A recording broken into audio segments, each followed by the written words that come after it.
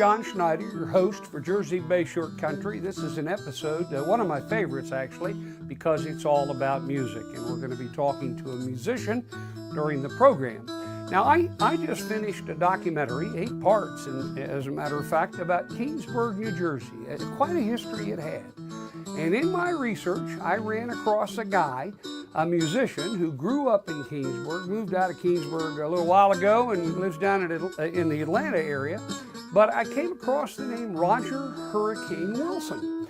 So I said to myself, I got to find out a little bit more about him. So I called him up and asked him how he was doing.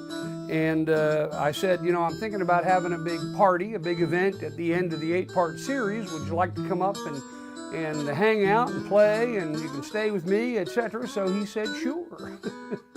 And I picked him up about a week ago from the airport, and we just had a ball. We've been doing some gigging. He let me sing the blues with him. Maybe I'll show you that a little bit later.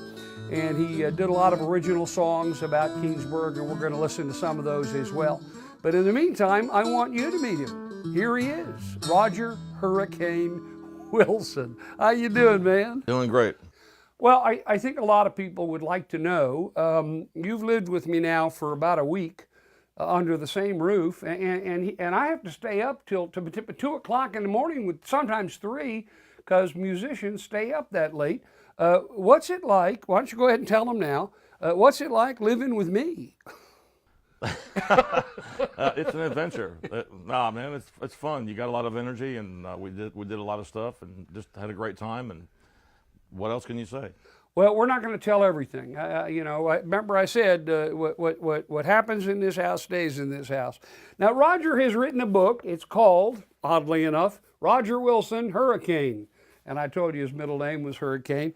And we're going to kind of talk a little bit about the book because this is his story. And so I kind of want to start with the question, how in the world did you become a musician? What led to it? Well, I started when I was 9, and I remember growing up in Keansburg, I was in Boy Scouts with this kid up the street, and for some reason he was taking guitar lessons. I don't know why, and it's just kind of something I thought, well, if he can do it, I could do it. And my mom signed me up, and I started doing it, and it kind of came natural to me. Although it was just I don't know. My teacher used to get really, really mad at me. The whole story's in the book. It starts out in Keansburg, and it goes through several years, and my teacher was always mad at me because I never would really practice what he told me to practice. I'd always start picking stuff out by myself. I always say that I went to a concert one time when I stood a little bit too close to the Allman Brothers Band, and I stood about 8 feet from Dwayne Allman watching him play, and it was just amazing. I'd already been playing. I was 17 then, and I'd already been playing since I was 9, so I had a handle on reading music and notes and this and that and playing, and I had an ear and all that, but I'd never seen anybody play guitar like that. I mean, just standing there playing. So I just said, well, this is what I got to do. I just got to bear down on it. So what that did for me was when Dwayne Allman got killed in 1971, I was a senior in high school. And I was already pretty much bearing down on music in general. I mean, everybody from Eric Clapton to some of the B.B. King, to people like that. I just loved guitar. I loved playing guitar. And so when Dwayne got killed in 1971, it was like a JFK moment for me. I mean, I remember going to Keansburg Public School when I was in the 5th grade when JFK got killed. Well, this was that kind of moment. It struck me really hard because I was already really bearing down on it. But when he passed away, there was an anthology album that was released about a year or so later, and it had a big book in there about Dwayne, about him studying the blues, and he mentioned the blues. And how it went back, and they were playing things like by Statesboro Blues was by Blind Willie McTell, a Georgia musician. Done Somebody Wrong was him playing slide guitar. It was an old Elmore James song, guy from Chicago, from Mississippi to Chicago. So these were all the blue, and he was mentioning guys like T-Bone Walker, Blind Willie McTell, Elmore James, all these old blues players, that went back, and I was going, well, whatever's there, I got to remember it. So I remember I was 19 years old. And I went to Red Bank to a record store. Because my first teaching was back in 72 to 73 when I came back here after graduating. I went to Brookdale for 1 year. My first professional show that I played was at Brookdale at a concert there. And So I was here for a year, so I went over to Red Bank to a record store, and I tried to find these albums, and I found Blind Willie McTell, and I found Robert Johnson, and I found T-Bone Walker, and I found Elmore James. I found all these records, Yeah. and I bought them, and I listened to them, and I couldn't really tell. Somewhat, I could tell what they were doing compared to what the Allman Brothers had done. You know, and I really didn't have the ear that I have now, but I had one. I could, you know, but I couldn't pick it up. But I'm just walking around going, I know it's in here. You know, I know whatever it is that he's talking about is in here. So you were playing electric guitar in a small house. What was that like? Did your parents go crazy?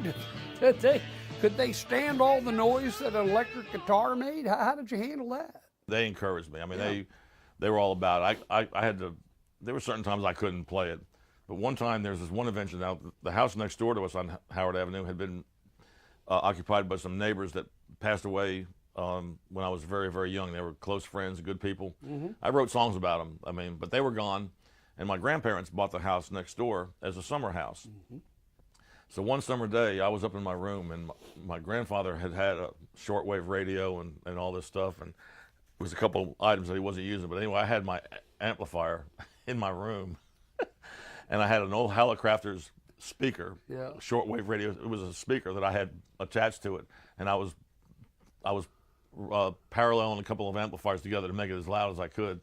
And I was up in my room on a summer day with the windows open, and I was trying to get the Jimi Hendrix sound, and I mean I was ripping, and I mean it was going out all over the neighborhood. And my grandma ran up the stairs into my room, and she ran in going, "How much more of these do you think we're gonna take?" How much more? I mean the look on her face was priceless. But and I knew I was doing it to you know, basically hack everybody off. What was the first song that you remember being able to play all the way through that you felt, you know, like pretty good about after you played it? You went, wow, I could play that song. Well, actually, you know, aside from the silly songs that you have to play first when you're learning to read Yeah. music and play, actually there were a couple songs came out like Wipeout and Walk Don't Run by the Ventures, and I learned how to play them, so it was fun. And Roger, tell me about your first public appearance as a band or as a solo performer. What was that like? What was the feeling that you were feeling as a result of standing up in front of a bunch of people and playing? Well, when I was like taking lessons as a kid, we did some recitals for the music teacher, and I remember there was a church over in Atlantic Highlands that we did and four of us got on stage playing our guitars. It was a recital. We were playing stuff note for note, which was kind of just, it was boring for me. I mean, and I don't know if that we sounded any good. But then playing trumpet, I used to play taps for the city of Keansburg. I mean, I played at the monuments when I was 10 or 11. There's a newspaper clipping of me playing taps at the monument on Carr Avenue in Keansburg. Wow. For Veterans Day, and we did it another day at City Hall, I think on Memorial Day. So there were several things that came out. Those were always pretty nerve-wracking. My first, and then when I went away to school, I started playing in bands, and we were doing stuff. So it was coming natural. The stage thing was kind of fun. And then when I came back to Georgia in 72, 73, I got with some friends, and we actually got a band together that really sounded pretty good. And we did our first big concert at Brookdale College. And by then, I had learned how to play from the heart, more or less. Before that, I didn't know how to do that. All I knew how to do was read the music, play the songs, learn the chords, play it, and you're going through the motions, and it's going, yeah, okay, that sounds good, what next? Anyway, after I learned how to, when I saw Dwayne and I saw what goes into like just playing with feeling and knocking it out, I forgot. I used to even kid with the audience now. I said, I'll get done with a song that I really like have gotten into, and I'll just tell the audience and say, I'm really sorry, I forgot y'all were here.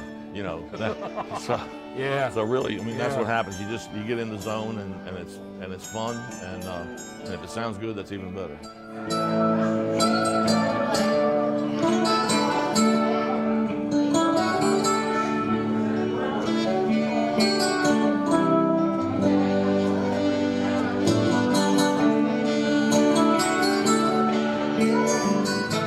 I have a choice.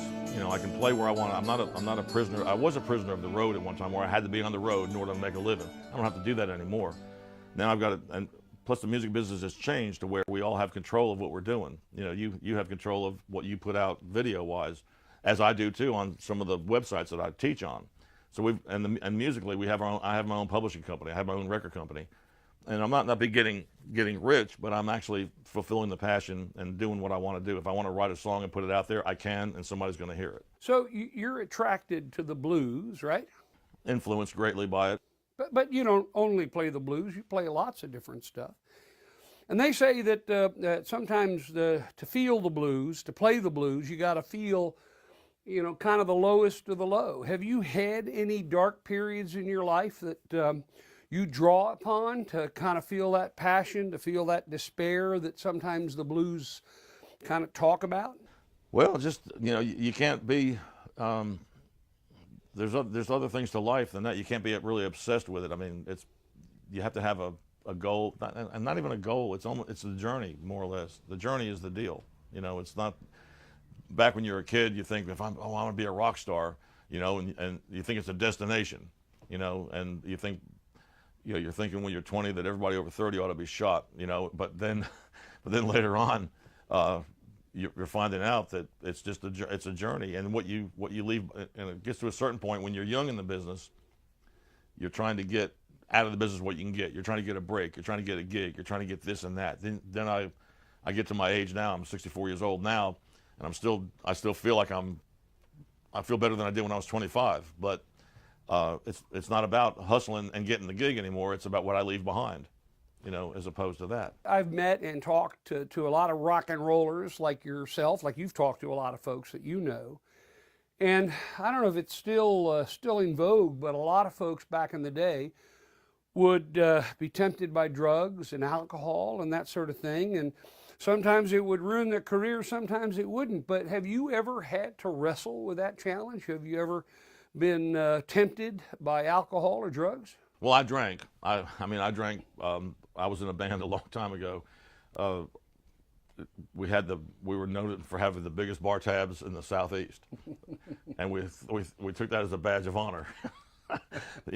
And back then it was fun. And we had fun. We partied. We had fun. We'd go out and play a gig, and then we'd party all night and come back and do it again the next day. If I did that today, I'd be in the bed for a month. But when I turned 30, it wasn't being fun anymore. There was, the drinking was like I was starting to have problems. I never did. I mean, I didn't hurt anybody. I didn't go to jail. I did once, but that was a long time ago. And that was a stupid thing. But I didn't go to rehab, and I didn't go in the hospital. I mean, I didn't kill anybody. I didn't. Everything I did was just like it didn't feel good anymore. And so after I turned 30, things were the drinking. The results of drinking weren't fun, because before that you'd go out and party and everything was cool. You wake up the next day and do it again. But then things were starting to happen. You're starting to like wonder what I did with my car. That kind of deal. And I got tired of it. So another musician that was having the same problem had gotten some help, and he got me some help, and there was people that helped me out, and they're still helping me today. Who are some of the musicians that you've played with or that you've met in your career? I worked with a lot of shows with a lot of blues musicians. I mean, B.B. King is the one that I did a show with in '95 that I still have the big poster on my living room wall, because that was great. And then there's, of course, the legends on down. I mean, Buddy Guy, John Mayall, who's the father of British blues. Yeah. Bruce Springsteen has done the same thing. Being from Jersey, and when I came back to Jersey, I'd been seeing the Allman Brothers, and then I started seeing Bruce around, and I was seeing him around town. Yeah. And he had a gig over at the Student Prince in Asbury Park, and I remember my band went there on a Sunday night in between when he had a night off, and we played there. And then years later, the story is, I mean, his album came out, and Bruce was a smoking guitar player. He was leading a rock and roll band. He had long hair. He's playing guitar, stomping around, just playing a gold Les Paul and letting it rip. And then when the album came out, and a lot of people, even on East Street Radio, they talk about it. They said the album Greetings from Asbury Park, they would go, well, where'd this come from? It was all this words and songwriting and all these songs, which were great, but it was like, this is not the Bruce we knew. Yeah, exactly. But when he got signed, and the story goes that he went to John Hammond, and they were going to sign him as a Bob Dylan type songwriter, as a solo. Exactly, because he's a storyteller like Bob Dylan, right? And that's what they were going to sign him. But what he wanted to do And so what happened was, I mean, he wrote all these great songs, and the band built up around the songs, as opposed to having a band going out and playing in a band and then trying to like learn songs or write songs. He already wrote the songs, and then the band came up around it. So every song that you hear at a different sound, a different timbre to it, a different whatever, it's wonderful that can happen. Now, I ask all musicians this question because there's a lot of people out there who are, want to be a rock star. I mean, young people and older people as well. What advice would you give somebody that wants to learn guitar and make a go of it? Do it because you love it, just because you have the passion for it. The only reason I started playing guitar, I loved it. I didn't care about anything that a lot of people care about. They think about, I mean, a guitar, you can pick up women and chicks and all this other stuff, and and maybe that's going to happen. That it might, but that's not why I did it. Some guys, that's why they did it, but that's not me. The music just grabbed me. I mean, there's one thing about playing passionately and being really good, and there's another one actually, getting gigs, being able to go out there and get jobs. How do you do that? You've got to be able to have a business sense. I mean, you have to be able to take care of business. It's not I mean, there are so many guys out there that, they had somebody leading them around, and maybe their career, maybe they got screwed in their career. I mean, to put it bluntly, it's not a matter of like, hey man, where do I plug in? And that's it. You got to have a handle on your career. You have to have a handle on doing what you're doing. And my dad was very, very smart, and he was, a mechanical designer. My mom was, worked for an administrator at Fort Monmouth. She used to sign guys in and out going to the Vietnam War and everything. And she was very articulate. She'll be 100 years old in January. I mean, her name is Dorilla Wilson, and she was from Atlanta. And but she was very articulate, and she instilled in me, don't be an idiot, I mean, that kind of thing.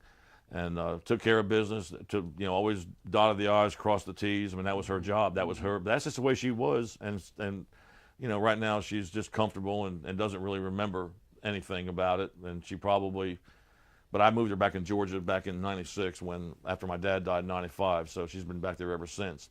But it's the upbringing, and a lot of times I think that's why kids suffer, because they don't have that. And I was very fortunate to have parents that cared about me and pointed me in the right direction. You've written a lot of songs about Keansburg.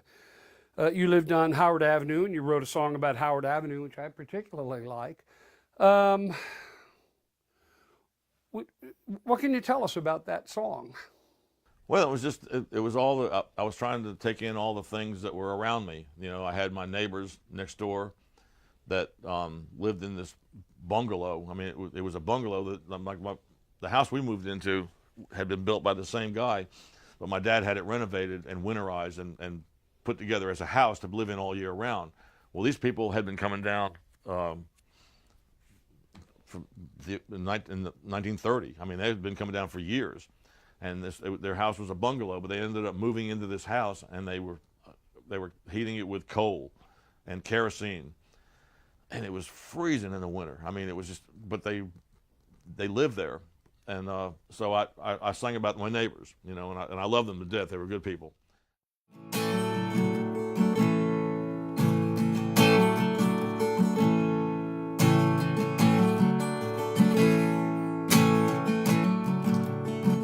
I remember him leaving, go to work each day. My daddy had to drive 2 hours each way. In the evening I would see him turn the corner in the 52 Dodge. He'd park it on the street. We didn't have a garage. All us kids would ride our bikes, play ball and climb trees. We had a share of scrapes and skinned up knees. Things would get better in the afternoon. Hear the bells of that ice cream man, he'd be coming soon. It was a simple time in my neighborhood. We were by no means rich, but we really had it quite good. We thought we'd live forever if we only knew. But we had a good time down on Howard Avenue.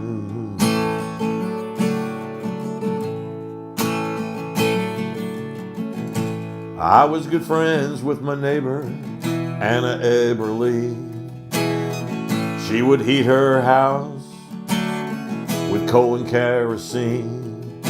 Steve and Mary came here all the way from Italy. You could smell her Italian cooking up and down the street. Old Mr. Kaiser drove an old 20s Model T. He lived across the street from old man Flaherty. Old Mr. Ben would yell at me when my ball went in his yard. I never knew their stories, but I'm sure their lives were hard. It was a simple town in my neighborhood. We were by no means rich, but we really had it quite good. We thought we'd live forever if we only knew. But we had a good time down on Howard Avenue.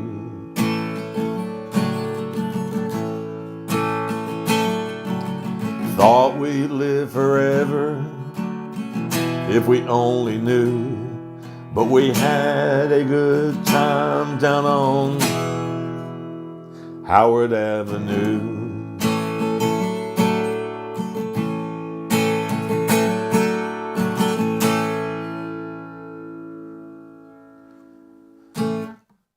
You're a pretty prolific songwriter. What kind of songs do you like to write? I think I know the answer, but what do you say? Well, there's a bunch of them. I have one that I'm not one for writing. You know, I'm not really big on love songs, and you know, like what I woke up this morning and I drank too much or something. I'm really not. That's a love song. Well, you know, but I mean, typical blues songs are. I like writing people. I like writing songs about people. You know, I mean, for instance, there are several songs. I got to be friends with Andy Rooney from 60 Minutes on CBS a number of years back, and I visited with him a couple times, and he appreciated my music, but that he didn't know anything about music, but I always loved his writing, and so I got to know him and visit with him, so I wrote a song about him. There was an old blues man I wrote about years ago down in Atlanta. His name was Willie Guy Rainey, and he was 75 years old back in 1974 when I met him, and I was 21. And he played the old style of blues. I mean, you know, you just kind of, I'd sit and play with. We did some gigs, some coffee houses, little festivals, things like that. And I just kind of follow him, and it was kind of like you're by the seat of the pants. And when he's playing, whenever he wanted to change, he would change. But he had such great soul. So I wrote a song about him. It's called "I Never Got to Say Goodbye to Willie Guy" because he died before I got to know him. There's another song I wrote which is kind of fun. It's called "You Do Your Job, I'll Do Mine," because you get people coming up to the stage for you, you know, and they want to tell you what to do or what to play and all that, you know. So I got tired of that, and I said, well, I'll tell you what, let me come down to your job, to your plumbing company. I'll tell you how to screw pipes in or something, you know. And there's one song that I like that you do.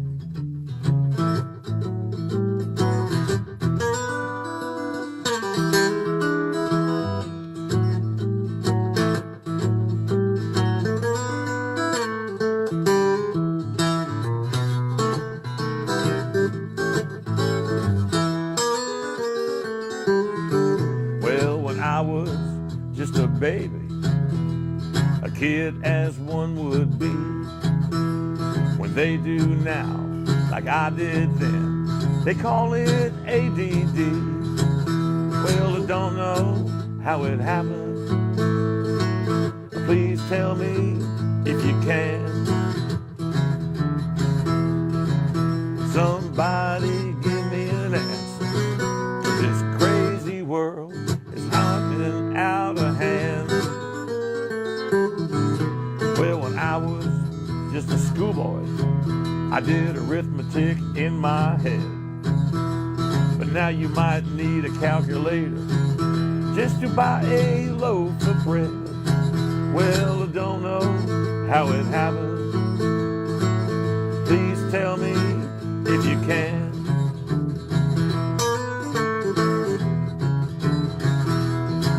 Somebody give me an answer.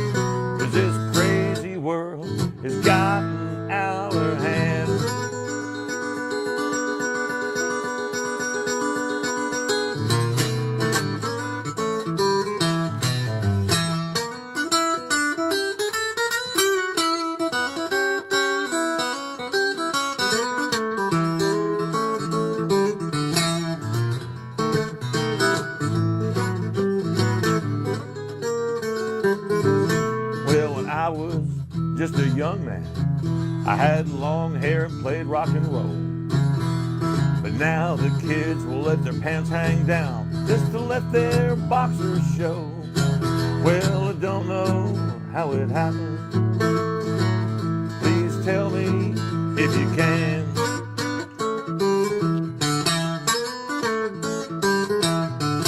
Somebody give me an answer, 'cause this crazy world has gotten out of hand.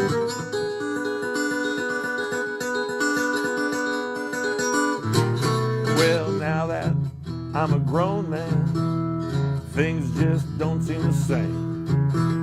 The rules that I once lived by, well, now those rules have changed. Well, I don't know how it happened. Please tell me if you can.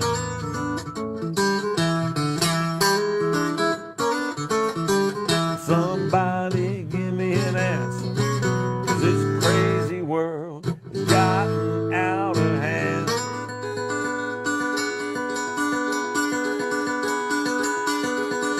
Somebody give me an answer, 'cause this crazy world has gotten out of hand. Well, that's it for our show. I want to thank Roger Hurricane Wilson. I want to thank you, of course, for watching. And you know what I always say, you know, when I'm out there, maybe I'm playing guitar, maybe I'm shooting somebody playing a guitar, or maybe I'm just snoozing on a park bench. I want you to wake me up, tap me on the shoulder, and introduce yourself. Because, folks, never changes for me. Nothing's more important than meeting you. Thanks so much. I'll see you next time on Jersey Bayshore Country. Bye-bye. Whatever you can imagine is possible at the New Jersey Bayshore. Relax, reconnect, re-energize, reach beyond your expectations. Discover adventure. Discover this special place. Discover the best of everything. Discover the New Jersey Bayshore, where your adventure begins.